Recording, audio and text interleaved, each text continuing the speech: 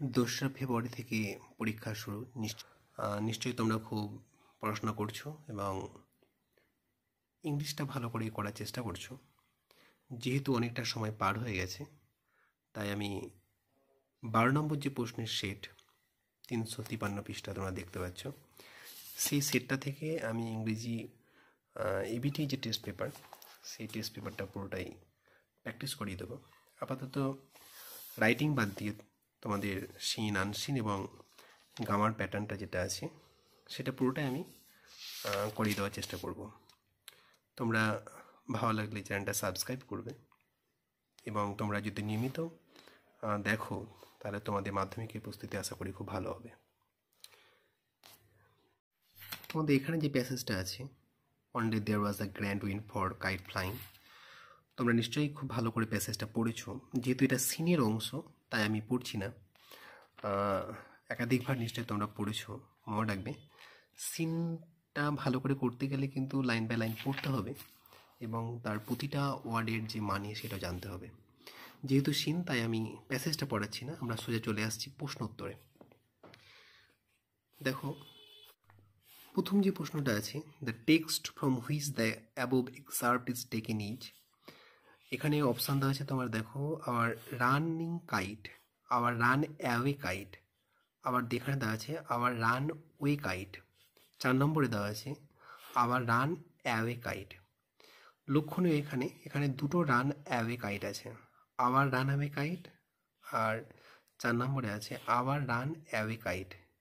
ভালো করে লক্ষ্য করে, এখানে দুটো ওয়ার্ডের মাঝে কিন্তু গ্যাপ আছে, এখানে কিন্তু একটা শব্দ আছে।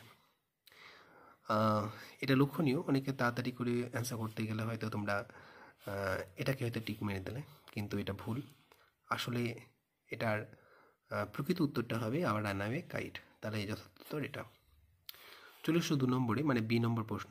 হেয়ার আই মিনস, আই মানে তোমরা জানো যে গল্পটা এখানে লেখিকা ব্যক্ত করছেন, অতএব তিনি কথাটা গল্পটা শোনাচ্ছেন বা লিখছেন, অতএব এখানে আই মানে হচ্ছে লুসি মড মন্টগোমেরি। আমরা তাড়াতাড়ি চলে আসছি, বাকি যে অপশান আছে সেগুলো যাচ্ছি না। যদি বিতর্কিত এরকম কোনো অপশান থাকে তাহলে পুরোটাই পড়ব। এবার সি নম্বর প্রশ্নে চলে এসো। The things responsible for falling sober was, মানে এখানে রেসপন্সিবল মানে দায়ী, আর ফলিং মানে পড়ে যাওয়া। তাহলে যে জিনিসটা লেখিকার পড়ে যাওয়ার জন্য দায়ী ছিল, তাহলে তিনি কিসের পর পড়ে গেছেন, কেন পড়ে গেছেন? 1 নম্বর আছে দ্য রক্স, মানে পাথর। 2 নম্বর আছে পেবলস, মানে নুড়ি, ছোট আকারে আর কি। দ্য স্লিপারি পাথ, মানে হচ্ছে পথটা পিছল ছিল। দ্য কেয়ারলেসনেস, মানে তিনি যত্নশীল ছিলেন না, তিনি এলোমেলো হয়ে হাঁটছিলেন, তাই পড়ে গেছিলেন। প্রকৃত উত্তরটা হচ্ছে তোমার দ্য রক্স। চলে এসো এবার ডির প্রশ্ন। ডি এর প্রশ্নটা দেখো, to mend the damage kite, মানে যে ড্যামেজ মানে হচ্ছে ক্ষতিগ্রস্ত হয়ে যাওয়া। ঘড়িটা তো ক্ষতিগ্রস্ত হয়েছিল, ছিঁড়ে গেছিলো, তাহলে ওই ছিঁড়ে যাওয়া ঘড়িটাকে সারিয়ে তুলতে গেলে, মানে তুলতে কী ব্যবহার করা হয়েছিল? দ্য থিং ইউজড ওয়াজ এ অথবা অ্যান। কী ব্যবহার করা হয়েছিল? Red paper, old letter, news paper, page of book. তোমরা প্রথমে কিন্তু রেড পেপার এই শব্দটা কিন্তু পাবে তোমরা, কিন্তু রেড পেপার তারা খুঁজছিল সেই ঘড়িটাকে সারিয়ে তোলার জন্য, সারাই করার জন্য, কিন্তু তারা সেটা পায়নি। তারা কী পেয়েছিল? তারা পেয়েছিল ওল্ড লেটার। চলে এসো আমাদের শেষ প্রশ্ন। The kite smoothly went up like a, ঘড়িটা কিভাবে উঠে গেল? তোমরা এখানে উত্তরটা পাবে। দেখো, went up, went the kite like a bird, মানে পাখির মতো উঠে গেছিলো। তাহলে কীরকমভাবে? তাহলে এখানে আমাদের যে অপশানগুলো আছে সেই অপশানগুলোর মধ্যে প্রকৃত উত্তরটা হচ্ছে bird.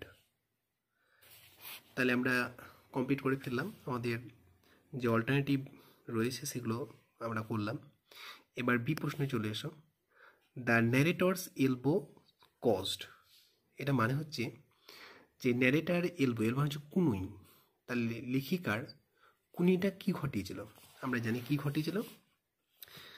My elbow went clear through the kite making a big hole, মানে আমার এলবো, আমার মানে হচ্ছে লেখিকার এলবো মানে কুনুইটা সেই কাইটের ভিতরে ফেলে দিয়েছিল আর কি, মানে কাইটকে ভেদ করে গেছিল, যার ফলে কী হয়েছিল, একটা বড় গর্ত হয়ে গেছিল। তাহলে আমাকে কী লিখতে হবে এখানে, the narrator's elbow cost a big hole. কী লিখবো একটা, এখানে লিখবো আমরা a big hole.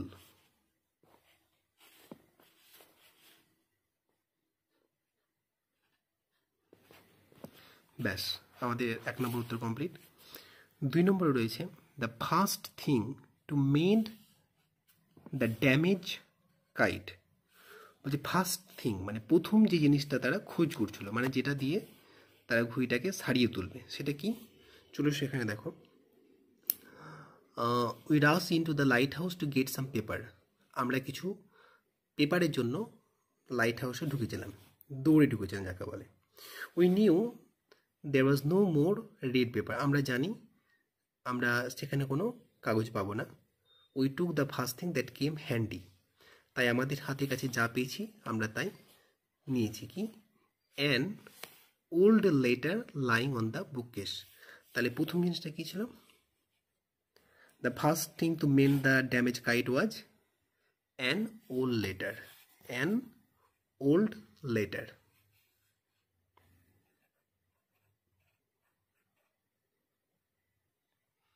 And old letter. ব্যাস, এবার 3 নম্বর প্রশ্নেই চলে এসো। The wind was glorious resulting. এটা কিন্তু স্পেলিং মিস্টেক আছে, এল হবে টি আছে। The wind was glorious resulting মানে বাতাস ছিল অসাধারণ, দারুণভাবে বইছিল, যার ফলে কি হলো, তাহলে ফলে কি হলো, এখানে চলে এসো যে ঘুড়িটা, the kite like a bird, কি আছে, the wind was glorious and it soared, it মানে ঘুড়িটা, it soared out and up went the kite like a bird, যার ফলে ঘুড়িটা পাখির মতো আকাশে উড়ে গেল। তাহলে আমাকে কীভাবে লিখতে হবে, আমি কিন্তু এটা পরিবর্তন করতে পারি না, বা ওখান থেকে কপি করে দিলে কিন্তু হবে না। যেরকমভাবে ইনকমপ্লিট সেন্টেন্সকে কমপ্লিট করতে দিতে হবে, গ্রামাটিক্যাল যে প্যাটার্নটা থাকবে সেটাকে ফলো করতে হবে। তাহলে কী করতে হবে আমাকে, the wind was glorious resulting the kite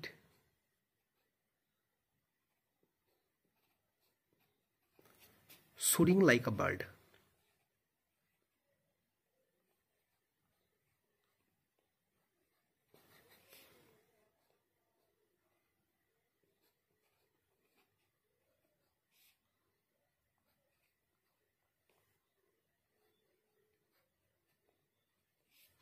এটা মনে রাখবে যে অবশ্যই আমার ইনকমপ্লিট সেন্টেন্সের উত্তরটা যেভাবে গ্রামাটিক্যাল প্যাটার্ন থাকবে বইয়ে প্রশ্নেতে, সেটাকে ফলো করে লিখতে হবে, নাহলে কিন্তু সেটা ভুল হবে। মানে স্যার চাইলে নাম্বার দিতে পারে, না দিতে পারেন, কিন্তু ওটা আসলে জানবে এটা গ্রামাটিক্যালি ভুল। এখানে প্রথম যে প্রশ্নটা আছে দেখো,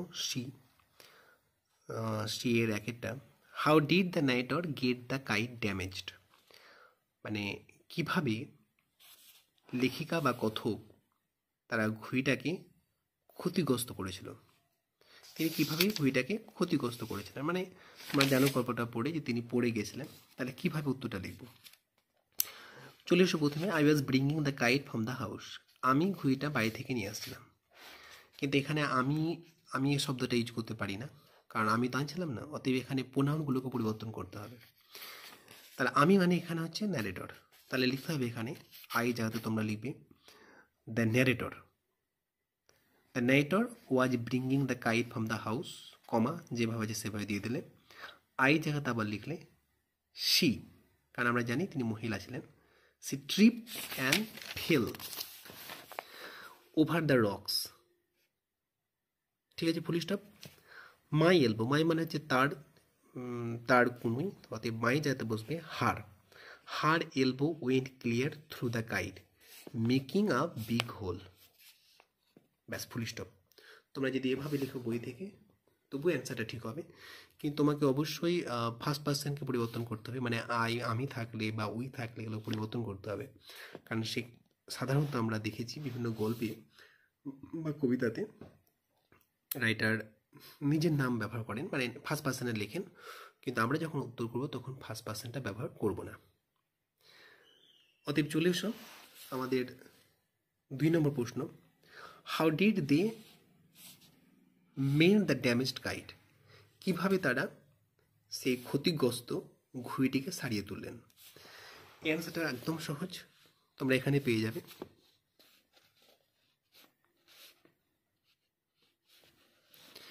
এখানে দেখো, উই প্যাচড, উইয়ের জায়গাটা আমরা ব্যবহার করব দে।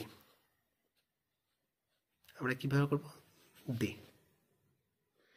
They patch the kite up with, their জায়গাতে ব্যবহার করব অ্যান ওল্ড লেটার, আর sheet on his side and ডাইড ইট বাই দ্য ফায়ার। এভাবে তোমরা লিখতে পারো অ্যান্সারটা, বা আমি এটা করে দিচ্ছি, এটা আমি অ্যান্সারটা করেছি, তোমরা এইভাবে লিখতে পারো।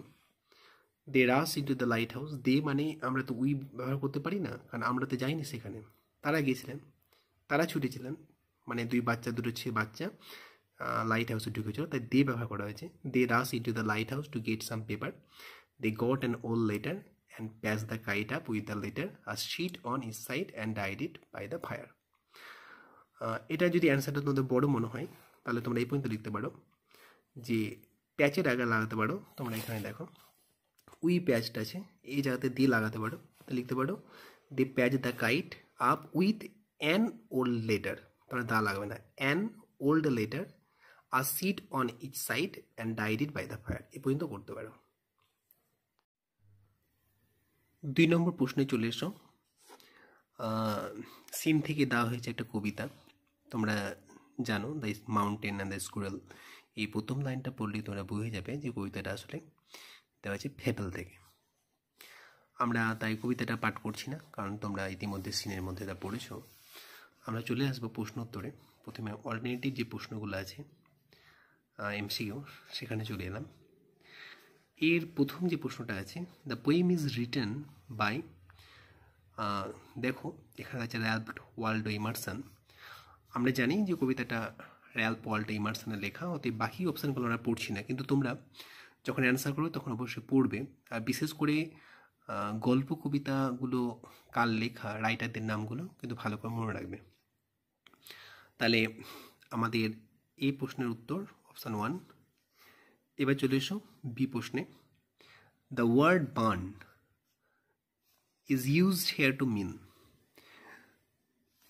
এটা মনে রাখবে যে বার্ন শব্দটা কিন্তু খোপা বোঝায়, কিন্তু এই কবিতাতে কিন্তু এখানে বার্ন মানে খোপা নয়, এখানে বোঝানো হয়েছে স্কুইরেলকে। মনে রাখবে এখানে দুটো চরিত্র আছে, মাউন্টেন অ্যান্ড স্কুইরেল, এখানে বার্ন মানে হচ্ছে স্কুইরেল। তাহলে বি প্রশ্নের উত্তর হবে একটা। এবার চলে এসো সি প্রশ্নে, দ্য ওয়ার্ড স্প্রাই। এই স্প্রাই শব্দটার অর্থ কী? মিন্স ফুল অফ অ্যাঙ্গার মানে রাগে পরিপূর্ণ, ফুল অফ সরো দুঃখে পরিপূর্ণ, না full of life and energy জীবন এবং শক্তিতে পরিপূর্ণ, না ফুল অফ হ্যাপিনেস না খুশিতে পরিপূর্ণ? অবশ্যই মনে রাখবে স্প্রাই শব্দটা মানে হচ্ছে ফুল অফ লাইফ অ্যান্ড এনার্জি। তাহলে আমাদের সি প্রশ্ন উত্তর হবে 3 নম্বর অপশানটা। চলে এসো ডি প্রশ্নে, the mountain and the squirrel have different. Mountain মানে পর্বত এবং কাঠবিড়ালের আছে বিভিন্ন বা আলাদা কি আছে?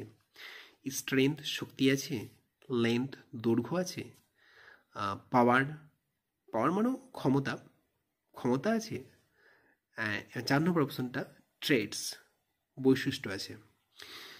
তোমাদের মনে হতে পারে তাহলে তো স্ট্রেংথ অবশ্যই আলাদা, পাহাড়ের যে ক্ষমতা বা পর্বতের যে ক্ষমতা, স্কুলের ক্ষমতা তো আলাদা, তাদের দৈর্ঘ্যও আলাদা, তাদের এখানে ক্ষমতা এটা আসলে শক্তি, এটা আলাদা, কিন্তু আসলে তা নয়। এখানে যে উত্তরটা হবে সেটা হচ্ছে বৈশিষ্ট্য, ট্রেডস। কারণ স্কুলের যে বৈশিষ্ট্য আর মাউন্টেনের যে বৈশিষ্ট্য সম্পূর্ণ আলাদা। অতএব আমাদের ডি প্রশ্ন উত্তর হবে ট্রেডস। চলে এসো বিয়ে তোমরা প্রশ্ন বুঝতে পারছি, এখানে ট্রু ফলস করতে বলেছে, তোমাকে সাপোর্টিং স্টেটমেন্ট দিতে হবে। তো মনে রাখবে তোমরা যখন সাপোর্টিং স্টেটমেন্ট দেবে বা সেন্টেন্স লিখবে তখন অবশ্যই কবিতা বা গল্পতে যে লাইন পড়ে তোমার মনে হবে যে এটা ভুল বা এটা ঠিক, সেটাই দেবে, নিজে থেকে বানাবে না। তাহলে আমরা চলো প্রথম প্রশ্নটা পড়ে নিই। The squirrel feels assumed to be not so large as mountain. মানে কি? স্কুইরেল লজ্জা বোধ করে মাউন্টেনের মতো বড় না হয়। মানে স্কুইরেল মানে কাঠবিড়ালিটা পর্বতের মতো বড় না হওয়াতে সে লজ্জাবোধ করে। এটা কি ঠিক? না, তার কোনো লজ্জাবোধ নেই। এখানে বলেছে কিন্তু লজ্জাবোধ করে, তাহলে করে না, অতএব এটা হবে ফলস। এবং সাপোর্টিং স্টেটমেন্ট কি দেবে? দেখো এখানে আছে, and I think it no disgrace to occupy my place if I am not so large as you, you are not so small as I. তাহলে তোমরা কিভাবে অ্যান্সারটা করবে? তোমরা এখানটা লিখবে, and I think it no disgrace to occupy my, এখান থেকে শুরু করে অ্যান্ড থেকে শুরু করে তোমরা এখানে আই পর্যন্ত লিখবে, আই পর্যন্ত। তাহলে তোমাদের এটা সাপোর্টিং স্টেটমেন্ট হয়ে গেল। দ্বিতীয় প্রশ্নে চলে এসো। The mountain and the squirrel have the different mate. Mountain মানে পর্বত এবং কাঠবিড়ালির ভিন্ন ভিন্ন গুণাবলী রয়েছে। অবশ্যই ঠিক, অতএব ট্রু। তাহলে এখানে উত্তরটা হবে ট্রু। কোন লাইনটা পড়ে তোমাদের মনে হয়েছে সে লাইনটা এবার তুলে দিতে হবে। তাহলে সাপোর্টিং স্টেটমেন্ট আমরা কোথা থেকে দেবো? চলে এসো এখানে, দেখো লেখা আছে, talents differ, all is well and wisely put, if I cannot carry forest on my back, neither can you crack a nut। আমাদের সাপোর্টিং স্টেটমেন্ট হবে 2 নম্বর প্রশ্নের উত্তরের পরিপ্রেক্ষিতে এই ট্যালেন্টস থেকে নাট পর্যন্ত। তাহলে আমাদের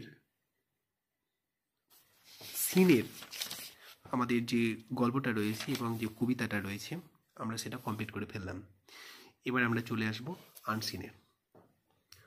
মনে রাখবে আনসিনে কিন্তু একটা বড় মার্কস ক্যারি করে, অতএব আনসিন প্র্যাকটিস কিন্তু অবশ্যই করতে হবে, একদম must.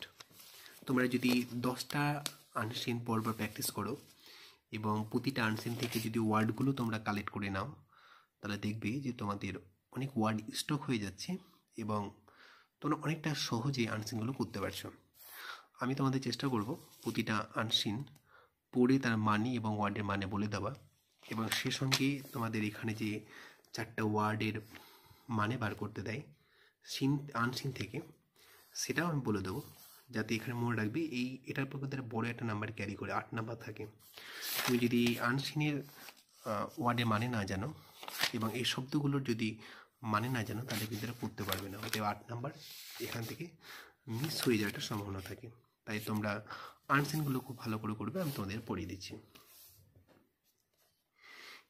Eminent theatre personality Sauli Mitra died at her residence after prolonged illness in Calcutta on Sunday. She was 73. মানে কি? ইমিনেন্ট মানে হচ্ছে প্রসিদ্ধ বা বিখ্যাত বলতে পারো। থিয়েটার পার্সোনালিটি, থিয়েটার রঙ্গমঞ্চের বিশেষ ব্যক্তিত্ব সাউলি মিত্র তার বাড়িতেই দীর্ঘ অসুস্থতার পরে মারা যান। তার বাড়িটা কোথায়? কলকাতা। কবে মারা যান? সানডে, রবিবার। তার বয়স হয়েছিল 73 বছর। মিত্রা মানে Shaoli Mitra, Mitra was the daughter of legendary actors Shambhu Mitra and Tripti Mitra. Mitra মানে শাওলি মিত্র, তিনি ছিলেন বিখ্যাত অভিনেতা বা অভিনেতা শুম্ভ মিত্র এবং তৃপ্তি মিত্রের সন্তান, কন্যা সন্তান। Theatre artist Urpita Ghosh, and one of Mitra's close friends, said that she passed away at 3:40 p.m. and was later cremated at Sisti Crematorium. রঙ্গমঞ্চের আরেকজন শিল্পী অর্পিতা ঘোষ, তিনি কি বলছেন? মিত্র মানে সাউলি মিত্রের অত্যন্ত ক্লোজ বন্ধুদের মানে কাছের বন্ধুদের মধ্যে একজন, তিনি বলেছেন যে শাওলি মিত্র মারা গেছেন বৈকাল 3:40 এবং তাকে পরবর্তীতে ক্রিমিটেড মানে মনে রাখবে দাহ করা, তাকে দাহ করা হয় সিস্টি ক্রিমেটোরিয়াম মানে সিস্টি শ্মশানে তাকে দাহ করা হয়। She had been suffering from heart disease, heart related ailment, মানে তিনি হার্ট সংক্রান্ত মানে হৃৎপিণ্ড সংক্রান্ত রোগে ভুগছিলেন। For a long but had refuse to be hospitalised, দীর্ঘদিন থেকে ভুগছিলেন কিন্তু তিনি মানে হসপিটালে ভর্তি হতে চাননি। হার কন্ডিশন ওরসেন্ড ইয়েস্টারডে, কিন্তু তার অবস্থা, শারীরিক অবস্থা গতকাল আরও খারাপ হয়ে যায়। সেট ঘোষ, ঘোষ এই কথাটা বলেছেন। কি, কোন ঘোষ? অর্পিতা ঘোষ। শব্দগুলো মনে রাখবে, বিশেষ করে নতুন শব্দগুলো, অজানা শব্দগুলো সবসময় লিখে রাখবেন। যেমন ধরো ক্রিমিটেড মানে কি, ইমিনেন্ট মানে কি, তারপরে থিয়েটার পার্সোনালিটি মানে কি, এই সমস্তগুলো। এবার চলে এসো আমাদের তারপরে প্যারাতে। Showing reporters a copy of a document where Mitra had mention her last wish, Ghosh said. Ghosh মানে এখানে মনে রাখবে অর্পিতা ঘোষ। তিনি বলছেন, তিনি কি বলছেন যে মিত্রা কি দেখিয়েছেন, যে সাউলি কি চেয়েছিলেন, কাগজপত্র দেখিয়েছেন, দেখে বলেছেন যে সাউলি মিত্রের একটা শেষ ইচ্ছা ছিল। কি ছিল? The actor, director, playwright had wanted to be cremated without any fanfare. Actor অভিনেতা মানে অভিনেত্রী, এখানে ডিরেক্টর মানে পরিচালক, প্লেরাইট মানে নাট্যকার মানে যে নাটক লিখেন। এই তিনটি বিশেষণ মনে রাখবে। এই তিনজন বোঝানো হয়েছে আসলে সাউলি মিত্রকে। ঠিক আছে? তো তিনি কি চেয়েছিলেন? তার শেষ ইচ্ছা ছিল যে জাঁকজমক ছাড়াই তাকে দাহ করা হবে। Mitra was conferred the Padmashri in 2009 and Banga Bibhushan in 2012। Mitra মানে সাউলি মিত্রকে পদ্মশ্রী পুরস্কার দেওয়া হয় 2009 সালে, মনে রাখবে এটা হচ্ছে কেন্দ্রীয় পুরস্কার। অ্যান্ড বঙ্গ বিভূষণ দেওয়া হয় 2012 সালে, এটা রাজ্যের পুরস্কার। সি অলসো রিসিভড সঙ্গীত নাটক একাডেমি অ্যাওয়ার্ড ইন 2003। এবার শুধু তাই নয়, তিনি সঙ্গীত নাটক একাডেমি পুরস্কারও পেয়েছিলেন 2003 সালে। পরের para, she is best known for her portrayal of Draupadi in Nathabati Anathabat, which she also wrote and directed. তিনি বেস্ট নোন মানে সুপরিচিত দ্রৌপদী একটা চরিত্র, সেটা নাদবতী অনাদবত একটা নাটক, সেই নাটক একটা চরিত্র, সেই চরিত্রতে তিনি অভিনয় করেছিলেন, তার জন্য তিনি বিখ্যাত মানে সুপরিচিত, এবং সেটা তিনি লিখেছিলেন এবং সেটা তিনি পরিচালনা করেছিলেন। And as Sita in Sita কথা, এবং তিনি সীতা কথা বলে একটা নাটক, সেখানে তিনি সীতা চরিত্র করেছিলেন, অথবা বিতত বিতংশ মানে সীতা কথা, অথবা এটা আমরা বলতে পারি দুটো নাটকই একই সম্ভবত। এই নাটকে তিনি সীতা চরিত্র করেছিলেন। She portrayed the character of Bangabala in Ritwik Ghatak's avant garde film Juktitakko Aar Gappo, এবং তিনি ঋত্বিক ঘটক, তিনি বিখ্যাত একজন পরিচালক, তার পাথ মেকিং মানে যুগান্তকারী একটা সিনেমা যুক্তিতক্ক আর গপ্প, এই চরিত্রে বঙ্গবালার চরিত্রটা করেছিলেন। পোর্ট্রেট মানে ফুটিয়ে তোলা। After working in Bahurupi, the famous theatre group founded by her parents during the initial years of her career. চলো এটা প্রথম থেকে করি। আফটার ওয়ার্কিং ইন বহুরূপী, বহুরূপী মানে বহুরূপীটা কি? একটা বিখ্যাত থিয়েটার গ্রুপ বা নাটকের একটা দল। সেই বহুরূপীতে তিনি অভিনয় করেছিলেন, আর এই বহুরূপী এই নাট্যদলটা প্রতিষ্ঠা করেছিলেন সাউলি মিত্রের বাবা মা। আর তিনি অভিনয় করতেন কখন? During the initial years of her career, তার ক্যারিয়ার শুরুর দিকে, তার যে অভিনয়ের জীবন তার শুরুর দিকে তিনি এখানে অভিনয় করেছিলেন। Mitra carved a niche for herself in Bengali theatre with her portrayal of characters like Amal in Dagghar, based on Rabindranath Tagore's iconic story of a postman. এবং মিত্রা carved a niche মানে কি? এটা মানে হচ্ছে মনে জায়গা করে নেওয়া। আমাদের মনে হয় না কোনো কাউরি অভিনয় দেখে যেন আমাদের মনে তিনি দাগ কেটে গেলেন, সেটাকে ইংরেজিতে বলে কার্ভড নিচ। এবং তিনি তাহলে মানেটা কী হলো, যে তিনি বাংলা থিয়েটারের জগতে তিনি তার জায়গা করে নিয়েছিলেন এখানে অভিনয় করে। আর তিনি যেই চরিত্রটা অভিনয় করে মানুষের মনে দাগ কেড়েছিলেন সেটা হচ্ছে রবীন্দ্রনাথ ঠাকুরের একটা বিখ্যাত ছোট গল্প পোস্টম্যান মানে পোস্টমাস্টার কে কেন্দ্র করে ডাকঘর যে নাটক, সেখানে তিনি অমূল্য চরিত্রটা করেছিলেন। এবার এই চরিত্রটা করে তিনি মানুষের মনে দাগ কেটে গেছিলেন। মিত্রা লেটার ফাউন্ডেড পঞ্চম বৈদিক। মিত্রা মানে শাওলি মিত্র পরবর্তী সময়ে নিজে প্রতিষ্ঠা করেছিলেন পঞ্চম বৈদিক, হুইচ এটা একটা নাটকের দল, which established a trailblazer repertoire by bringing to stage widely acclaimed plays on women's emancipation. এবং এই যে পঞ্চম বৈদিক, হুইচ এস্টাবলিশড আ ট্রেলব্লেজার, এটা মানে কি? ট্রেলব্লেজার মানে হচ্ছে প্রবর্তক, মানে ধরো কেউ কোনো কিছু সৃষ্টি করলো নতুন করে, তাহলে সেটা কি করলো, তাকে প্রথম যখন সে এটা করে তখন প্রবর্তক বলা হয়। কোনো মতামতের হতে পারে বা কোনো একটা নতুন কোনো কিছু যখন সে গান বিশেষ ধরনের বা নাটক করে তখন তাকে বলা হয় ট্রেল ব্লেজার। রিপার্টয়ার মানে হচ্ছে কি বলা যেতে পারে, এটা লিস্ট অফ স্কিল বলা যেতে পারে। এটা মানে হচ্ছে যে এই পঞ্চম বৈদিক এই দলটা তারা কি করেছিল, অসংখ্য নাটক নিয়ে এসেছিল, যে নাটকগুলো একটা যুগান্তকারী নাটক। যেখানে দেখো লেখা আছে বা bringing to stage widely acclaim plays. এই নাটকগুলো ব্যাপকভাবে সমাদিত হয়েছিল। এই নাটকগুলো অধিকাংশ ছিল নারী মুক্তিকে কেন্দ্র করে। তাহলে এ আমাদের আনসিনের মানে। আনসিন তোমরা একবার পড়ে মানে বুঝতে পারবে না, তোমাদেরকে একাধিকবার পড়তে হবে, বিশেষ করে জোর দেবে নতুন নতুন শব্দে। তাহলে আমাদের আনসিন পড়া হলো। আমরা চলে আসবো এবার প্রশ্ন উত্তরে। Sauli Mitra was conferred the honor by the Government of West Bengal in 2007, 2003, 2009 and 2012. আমাদের 4টা অপশান আছে। এখানে মানেটা হচ্ছে কনফার মানে অর্পণ করা বা দেওয়া। সাউলি মিত্রকে পশ্চিমবঙ্গ সরকার সম্মানিত করেছিলেন কোন সালে? চলে এসো। এখানে দেখো দুটো সাল আছে।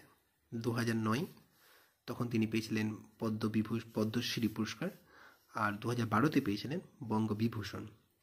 আমি প্রথমেই বলেছিলাম যে প্রথম পুরস্কারটা হচ্ছে কেন্দ্রীয় সরকারের এবং দ্বিতীয় পুরস্কারটা হচ্ছে রাজ্য সরকারের মানে পশ্চিমবঙ্গ সরকারের। অতএব আমাদের এখানে প্রকৃত উত্তরটা কী হবে তাহলে তোমরা বুঝতে পেরেছ, এটা হবে 2012। দেখে না।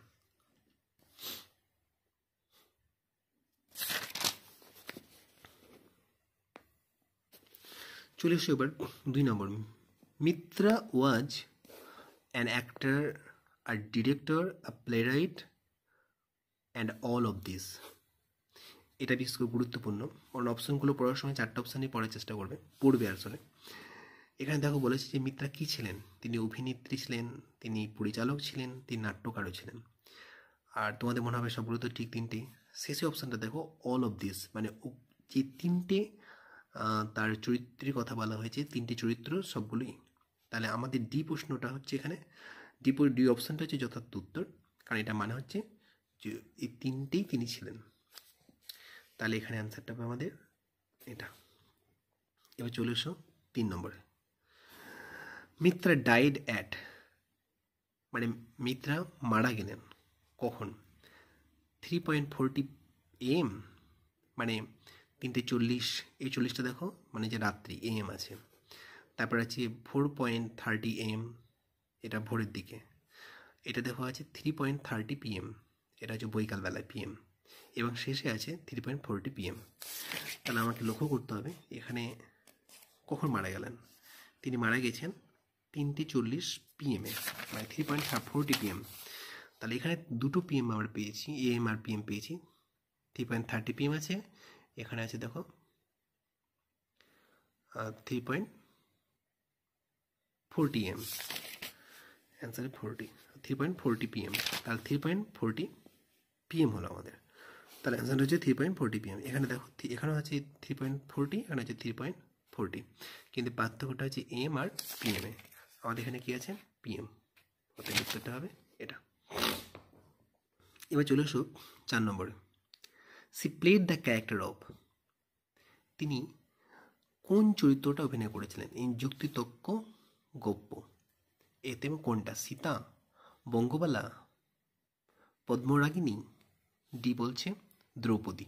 তাহলে আমরা জানি যুক্তিতক্ক গপ্পতে তিনি অভিনয় করেছিলেন বঙ্গবালার চরিত্রে। তাহলে এখানে উত্তরটা হবে কয়েকটা? বি এরটা। এবার চলে এসো 5 নম্বরে।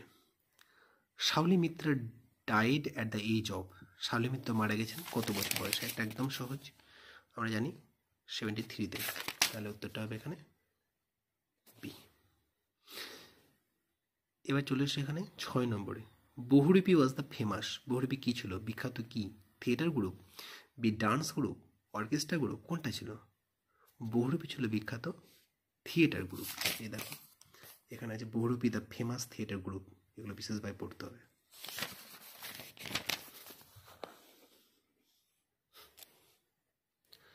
তাহলে আমাদের এখানে উত্তরটা হচ্ছে থিয়েটার গ্রুপ।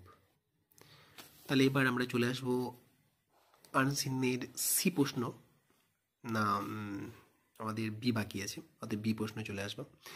এখানে দেখো ট্রু ফলস, মানে তোমরা তো বুঝতে পেরেছো, ট্রু হলে টি লিখতে হবে আর ফলস হলে এফ লিখতে হবে, মানে যদি স্টেটমেন্টটা যদি ফলস হইতো। সেই সঙ্গে তোমাকে যেটা করতে হবে, also pick out suitable lines or phrases from the text in support of answer. মানে শুধু উত্তর দিলে হবে না, তোমার উত্তরটা যে তুমি যদি ঠিক লিখো বা টি লিখো বা এফ লিখো, কোন লাইনটা পড়ে বুঝেছো বা কোন শব্দটা পড়ে বা ফেজটা পড়ে, সেটা তো তুলে দিতে হবে। তাহলে প্রথম আমরা চলে এলাম শাওলি মিত্র, 1 নম্বরে এটা আছে, শাওলি মিত্র ওয়াজ হসপিটালাইজড, মানে শাওলি মিত্রকে হসপিটালাইজ মানে হসপিটালে ভর্তি করা হয়েছিল। ঠিক না ভুল? ভুল।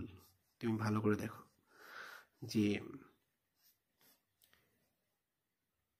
had refused to be hospitalized.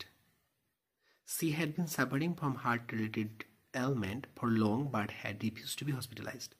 দীর্ঘদিন থেকেই তিনি হার্টের রোগের সমস্যায় ভুগছিলেন, কিন্তু তিনি হসপিটালে ভর্তি হতে চাননি। তাহলে আমরা এটা লিখতে পারি যে রিফিউজ টু বি হসপিটালাইজ, বা আমরা সি থেকে এ পর্যন্ত লিখে দিতে পারি, কোনো অসুবিধা নেই।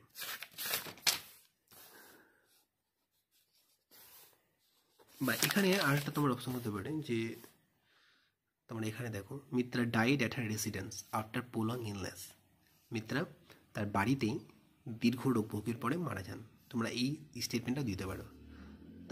তার বাড়িতে মারা যান, তার মানে এটা কি? তার মানে তিনি হসপিটালে ভর্তি হন। এবার চলে এসো 2 নম্বরে। Mitra is best known for her portrayal of Draupadi in Panchakanya, মানে এটা হচ্ছে মিত্র, শাওলি মিত্র তিনি দ্রৌপদী চরিত্রটা চিত্রায়নের জন্য বিখ্যাত ছিলেন, কিন্তু কি বলেছে এখানে? পঞ্চকন্যাতে দ্রৌপদী চরিত্র, কিন্তু আসলে তা নয়।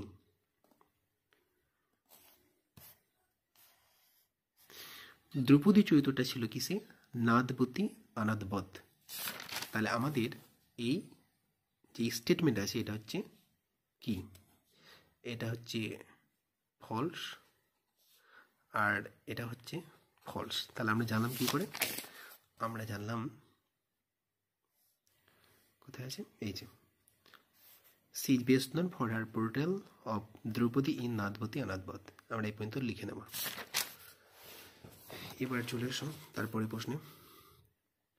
আ huge crowd gathered in Shaoli's funeral procession. Procession মানে শোভাযাত্রা বা শেষ, ফিউনারাল প্রসেশন মানে শেষ যাত্রা। তার সাধ্য বলবো না, তাকে সৎকারের সময় যে সময় মিলে একসাথে যায়, আত্মীয় বন্ধু এরা সবাই মিলে, ওই যে সবাই মিলে যখন যাওয়াটা হয় যে দল বেঁধে, সেটা বলে ফিউনারাল প্রসেশন। তাহলে কি বলছে না? হিউজ ক্রাউড মানে বিশাল এক জনতা কি করেছিল? জড়ো হয়েছিল তার শেষ যাত্রায়। এটা কি ঠিক? তোমরা জানো যে কি বলেছিল তার অর্পিতা ঘোষ, তিনি বলেছিলেন যে মিত্রা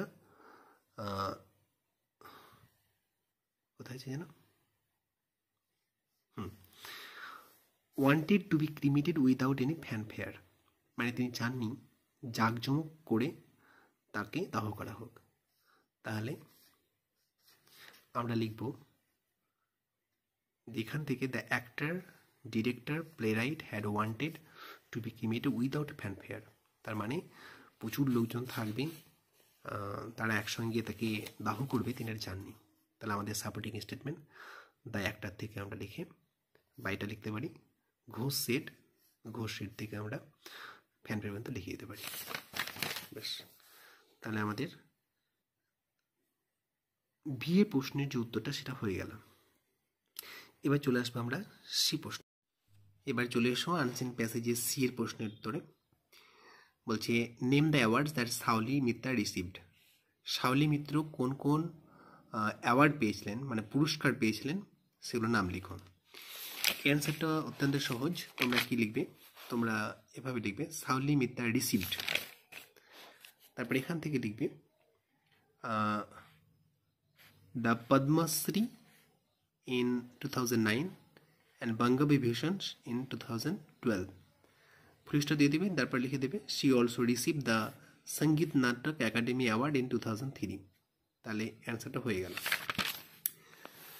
এবার সি এর 2 নম্বর প্রশ্ন, what are the remarkable works of Shaoli Mitra. Shaoli মিত্রের উল্লেখযোগ্য কাজ, যে কাজগুলোর জন্য তিনি বিখ্যাত হয়েছেন, সেগুলো কি কি? এই প্রশ্নের উত্তর এখানে রয়েছে, তবে আমি একটু তোমাদের জন্য তৈরি করে দিয়েছি, অবশ্য বই থেকেই করেছি, তোমরা দেখো। Shaoli Mitra portrayed the character of Draupadi in Nathabati Anathabat and Sita in Sita Katha. She also portrayed the character of Bongobala in Ritik Ghatak's avant-garde film Jukti Tokko Aur Gappo and Amol in Dagghar. Later she founded পঞ্চম বৈদিক। এই অ্যান্সারটা তোমরা এখানে পেয়ে যাবে। আমি একটু সাজিয়েছি, কারণ উত্তরটা যদি আমি বই থেকে পুরোটাই হুবহু লিখতাম তখন একটা বড় হতো, তাই কেটে ছেটেটা করা হয়েছে। তোমরা উত্তরটা যদি নিজে থেকে পারো করবে, অথবা তোমরা এখান থেকে এটা করে নিতে পারো। বেশ, এবার আমরা চলে আসবো 3 নম্বর প্রশ্ন। এবার 3 নম্বর প্রশ্নে দেখো, হু ফাউন্ডেড বহুরূপী। বলছে বহুরূপী কে প্রতিষ্ঠা করেছেন বা কারা প্রতিষ্ঠা করেছিলেন। তাহলে আমরা জানি যে বহুরূপীটা, দেখো এখানে আছে Bohurupee the famous theatre group founded by her parents, তার মাতা পিতার দ্বারা। তাহলে আমরা কীভাবে অ্যান্সারটা করে নেব, তাহলে হু ফাউন্ডেড, হু দিয়ে প্রশ্ন থাকলে উত্তর করা সবচেয়ে সহজ। হুই যেটা লিখবে শাওলি মিত্রাস প্যারেন্টস, মাতা পিতা, ফাউন্ডেড বহুরূপী, অ্যান্ড হোয়েন কখন, ওটা তোমরা এখানে পেয়ে যাবে। During the initial years of her career, তার ক্যারিয়ারের শুরুর প্রথম দিকে। তাহলে এই পর্যন্ত লিখলে তোমাদের উত্তরটা এখানে হয়ে যাবে। তাহলে আমাদের আনসিন প্যাসেজের সবগুলো প্রশ্ন উত্তর হয়ে গেল। এবার আমরা চলে আসবো সেকশন বি, গ্রামার অ্যান্ড ভোকাবুলারিতে। প্রথমে আছে write the correct alternative to fill in the blanks, মানে প্রপার ভার্ব ফর্ম। এখানে 3টে করে অপশান দেওয়া থাকবে, 3টে অপশানের মধ্যে যেটা হবে তোমাকে সেটা বসাতে হবে। তাহলে প্রথমে পড়ি, 3 person, include, included, including a minor. কি আছে তারপরে, আর killed, were killed, is killed in a boat capsize last night on the Ganga during a storm near Simutala area, while another minor was still missing, is still missing। এই হচ্ছে প্রশ্ন। উত্তর কি হবে? এর মানে হচ্ছে 3জন ব্যক্তি একটা বাচ্চা সমেত বোট ক্যাপসাইজ, নৌকা ডুবিতে মারা গিয়েছিলেন গত রাত্রে অন দ্য গঙ্গা, মানে গঙ্গা নদীতে। ডিউরিং আই স্টর্ম, কখন হয়েছিল এটা? একটা ঝড়ের সময়তে। নেয়ার মানে কোথায়? সিমুতলা এরিয়াতে, সিমুতলা একটা জায়গা, সেখানে এটা হয়েছিল। হোয়াইল অ্যানাদার মাইনর, এবং তখনও একজন বাচ্চা was is still missing, missing is still missing, এখনও খুঁজে পাওয়া যাচ্ছে না বা তখনও খুঁজে পাওয়া যাচ্ছে না। অ্যান্সার হবে 3 person including a minor were killed. Were কেন দেখো বলেছে, কেন আর কিল কেন হবে না, কারণ এখানে আছে লাস্ট নাইট, গত রাত্রে। তাহলে গত রাত্রে মানে হচ্ছে পাস্ট, তাই এখানে হবে ওয়ার কিল্ড। কী হবে অ্যান্সারটা? Were killed. আর এখানে চলে এসো while another minor was still missing, মানে তখনও খুঁজে পাওয়া যাচ্ছিল না। তারপরে মিসিং ইজ স্টিল মিসিং, তাহলে ওয়াজ স্টিল মিসিং আর ইজ স্টিল মিসিং এর তোমাদের মধ্যে একটা ধোঁয়াশা সৃষ্টি হতে পারে যে কী করবো। এখানে অবশ্যই হবে ইজ স্টিল মিসিং, মানে হচ্ছে এখনও খুঁজে পাওয়া যাচ্ছে না। তাহলে আমাদের এই উত্তরটা হবে ইজ স্টিল মিসিং। এটা আমাদের হয়ে গেল। এর 5 নম্বর চলে এসো। এখানে আছে fill in the blanks with the appropriate article or preposition। এখানে আমাদেরকে আর্টিকেল প্রিপোজিশন বসাতে হবে। খুব ভালো করে না পড়লে কিন্তু আর্টিকেল প্রিপোজিশন করা যায় না। শুধুমাত্র প্রাথমিক নিয়মগুলো জানলে হবে না, তোমাদের পড়তে হবে ভালো করে। উত্তরে চলে আসি, বলছি from dash shadow of narrow lane and alleys, সংকীর্ণ গলি থেকে ইমার্জ উদ্ভূত হলো, মানে বেরিয়ে এলো, গেইলি ক্ল্যাড হিউম্যানিটি, আনন্দে মুখরিত মানুষের দল। সাম ওয়াকড, সাম রোড, কেউ হেঁটে যাচ্ছে, কেউ চেপে যাচ্ছে, হর্স ঘোড়াতে করে। তাহলে বলছে গুলি থেকে বেরিয়ে এলো, তাহলে ফ্রম দ্য শ্যাডো অফ ন্যারোল্যান্ডস, এখানে হবে দা। ইমার্জড উদ্ভূত হলো, বলছে একদল মানুষ, তাহলে এখানে হবে একদল মানুষ আনন্দ মুখরিত। এবার কি করলো, তারা ঘোড়ায়, কেউ কেউ হেঁটে যাচ্ছিলো, কেউ কেউ ঘোড়ায় চেপে যাচ্ছিলো, তাহলে ঘোড়াতে চেপে যাওয়া, তাহলে হয়ে যাবে এটা অন। এই আমাদের অ্যান্সার। তারপরে এবার চলে আসে এখানে, তাহলে আমাদের ডু অ্যাজ ডাইরেক্টেড যে করতে দিয়েছে এখানে গামার প্যাটার্নটা, বলছে he arrived late in the meeting, সেই মিটিংয়ে দেরি করে এসেছিল।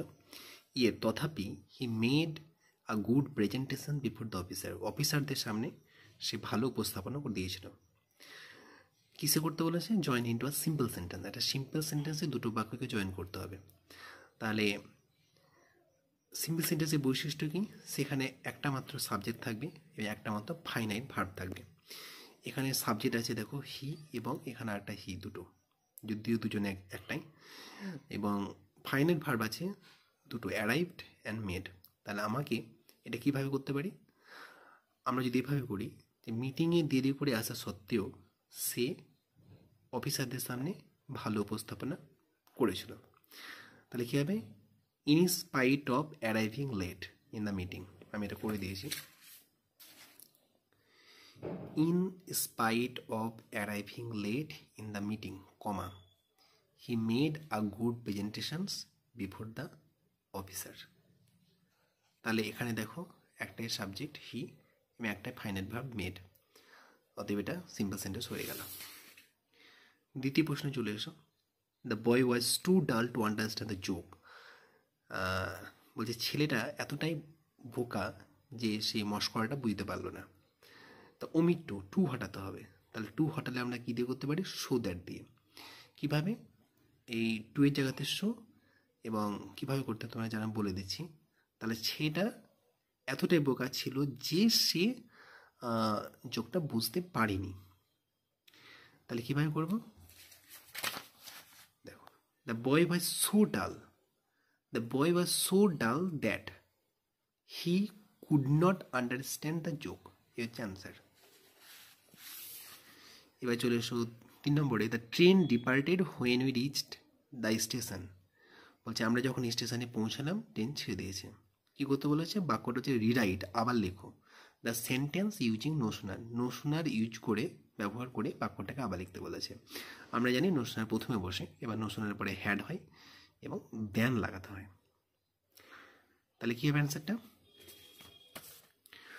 No sooner had the train departed, no sooner had the train departed, then নয়, then we reach the station, full stop. এ আমাদের গামা প্যাটার্ন হয়ে গেল। এবার চলে এসো, এখানে ফ্রেজাল ভার্ব আছে, তোমরা জানো ভালো করে ফ্রেজাল ভার্ব। 10টা ফ্রেজাল ভার্ব মানে 10টা সিটের ফ্রেজাল ভার্ব তোমরা যদি প্র্যাকটিস করো তাহলে আশা করি ওরা কমন পড়ে যাবে। আমাদের এখানে কটা দিয়েছে? 3টে দিয়েছে। আমরা দেখি কী দিয়েছে। বলছে the adequate rain produce good crops. পর্যাপ্ত বৃষ্টির কারণে কি হয়? পর্যাপ্ত বৃষ্টি ভালো শস্য ফলায়। তাহলে প্রডিউস মানে হচ্ছে উৎপাদন করা। The criminal escape from the prison. Criminal মানে হচ্ছে সেই আসামি জেল থেকে পালিয়ে গেছে। এসকেপ মানে পালিয়ে যাওয়া। তাহলে আমরা কী পেলাম? এসকেপ, আর এখানে produce. You must obey my order. তুমি অবশ্যই আমার আদেশ মেনে চলবে। ওবে মানে মেনে চলা। এ হচ্ছে আমাদের ভার্ব। এই ভার্বগুলো পরিবর্তে ফ্রেজাল ভার্ব বসাতে হবে। মনে রাখবে, ফ্রেজাল ভার্ব যখন বসাবে তখন এই ভার্বটা যে টেন্সে থাকবে সেই টেন্সে কিন্তু উত্তরটা রাখতে হবে। মানে ফ্রেজাল ভার্বগুলো বসাতে হবে, না তো ভুল হয়ে যাবে। তাহলে প্রডিউস মানে উৎপাদন করা। আমরা জানি ব্রিং ফোর্থ মানে উৎপাদন করা। তাহলে আমরা কী লিখবো? প্রডিউসে যাতে ব্রিং ফোর্থ, আর ব্রিংয়ের সঙ্গে লাগাতে হবে এস, কারণ এখানে প্রেজেন্ট ইনডিফিনিট টেন্সে আছে, ভার্বের সঙ্গে এস যোগ করা আছে। তাহলে এটা হবে ব্রিংস ফোর্থ। এসে যোগ করবো আমরা এস, ব্রিংস। এসকেপ মানে পালিয়ে যাওয়া। আমরা জানি ভেঙে পালিয়ে যাওয়া, মানে কোনো কিছু ভেঙে যদি কেউ পালিয়ে যায় তাহলে ওটা হয় ব্রেক অ্যাওয়ে। তাহলে ব্রেক অ্যাওয়ে এখানে ভার্বের সেকেন্ড ফর্ম করা আছে। তাহলে আমরা এটা কী করে দেবো? Broke away. ব্রোক অ্যাওয়ে বানানটা হচ্ছে BROKE,